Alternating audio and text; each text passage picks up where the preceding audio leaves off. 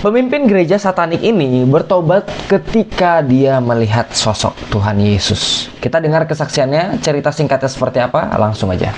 Can you tell us why you decided to leave the satanic church? Absolutely. At the 24th, 25th of May, there was a church council meeting and everybody got together and we were talking about what would the next steps be to move the church forward. And like we had these meetings quite often. So you were strategizing of ways to get more members and kind of bring the message from the church out to more people. Yeah, it wasn't about members because the church has, or when I left, had... Yeah, this is one of the things I can't really disclose, but they've got enough members throughout the country. Let's put it that way.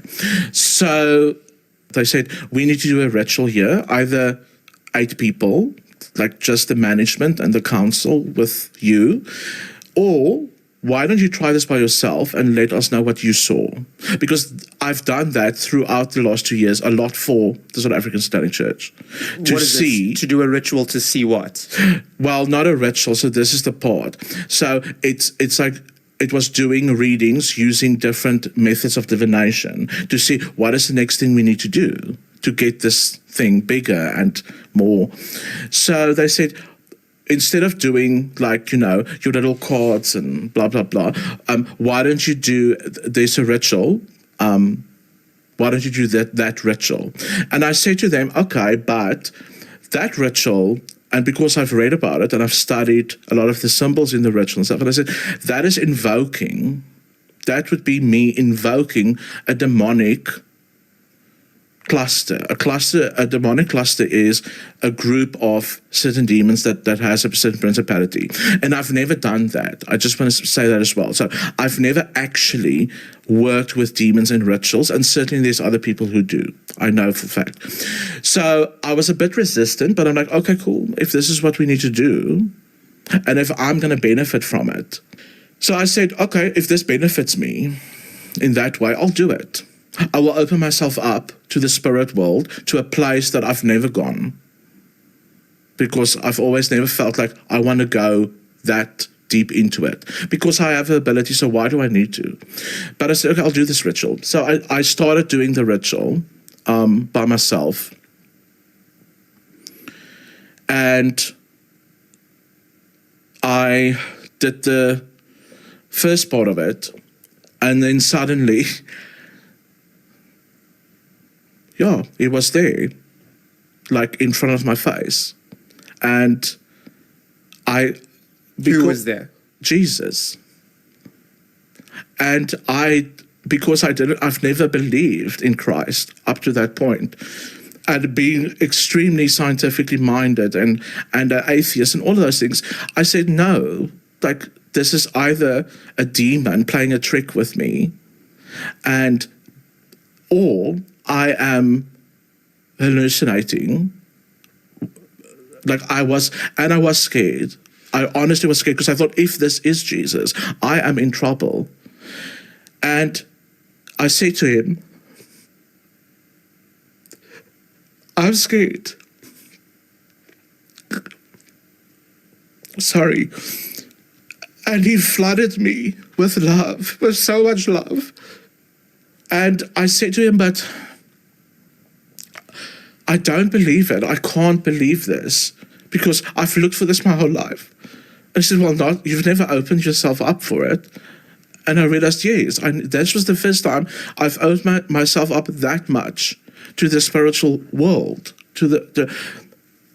And I said to him, but what about like God? And so he said, if you want to talk to God, we can do it.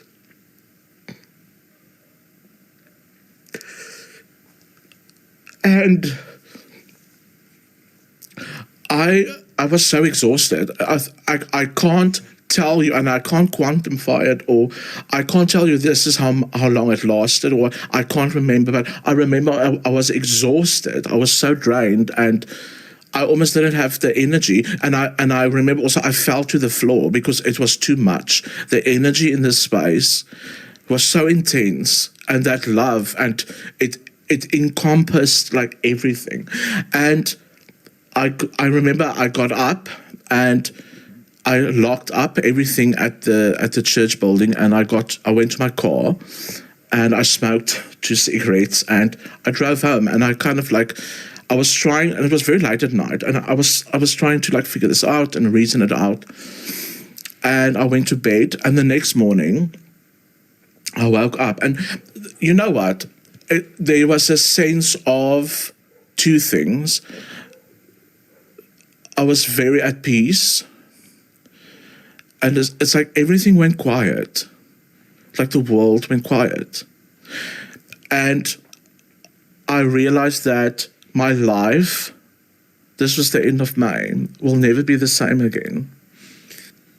The thing that made me very sad is that I saw thousands and thousands of people that would not be helped if I don't do this. People that I have soul agreements with.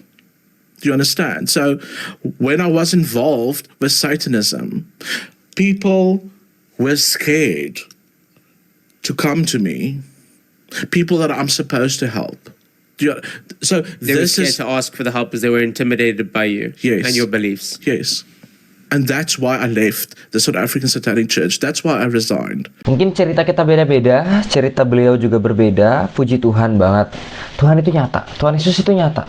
Buat kamu yang gak percaya dengan adanya penglihatan di channelku beberapa hari ini, kan banyak tuh ya anak-anak kecil dapat penglihatan segala macam. Ya mungkin gak semuanya nyata, aku gak tahu juga gitu. Aku bukan Tuhan yang maha tahu gitu, tapi selalu kita punya hikmah, selalu punya hal-hal positif yang bisa kita ambil daripada cuma menghujat, daripada cuma ngejudge gitu ya. Dan dari hal ini, dari cerita ini juga, dia itu pemimpin loh, bukan cuma kayak jemaat biasa yang ikut-ikutan. Dia itu pemimpin dari gereja setan, salah satu manajemen topnya, dan dia mengalami perjumpaan pribadi dengan Tuhan Yesus. Dan benar banget, Tuhan selalu membanjiri kita dengan kasih.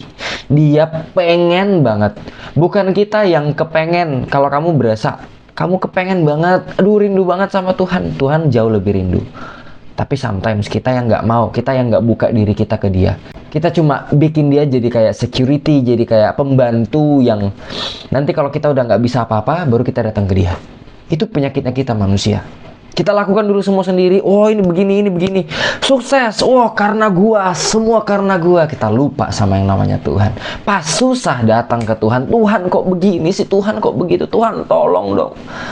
Ya Tuhan sih akan tolong. Cuman kan kamu seperti nggak menghargai ada Tuhan gitu loh. Kamu cuma menghargai dia sebagai security yang kamu datang minta tolong waktu susah doang. Sama lah kayak kamu punya teman, aku punya teman, punya sahabat yang datang cuma waktu butuh. Kan kadang-kadang ngeselin tuh ya, tiba-tiba datang minta duit, pinjam duit. Ya oke lah, kita teman, kita kalau bisa kita bantu. Tapi kan ngerti gak sih, kayak datang cuma waktu butuh doang, pas ada butuhnya doang, terus dia memelas, jilat-jilat. Lu baik kan, lu ini kan. Jangan sampai kita gitu ke Tuhan, cuma jadi penjilatnya Tuhan. Dan Tuhan nggak biarkan dirinya dipermainkan seperti itu. Dia tahu, dia kenal hatimu, dia kenal hatiku lebih daripada aku kenal hatiku sendiri. Jangan main-main sama Tuhan, dia datang segera. Itu aja untuk video hari ini. Tuhan Yesus memberkati.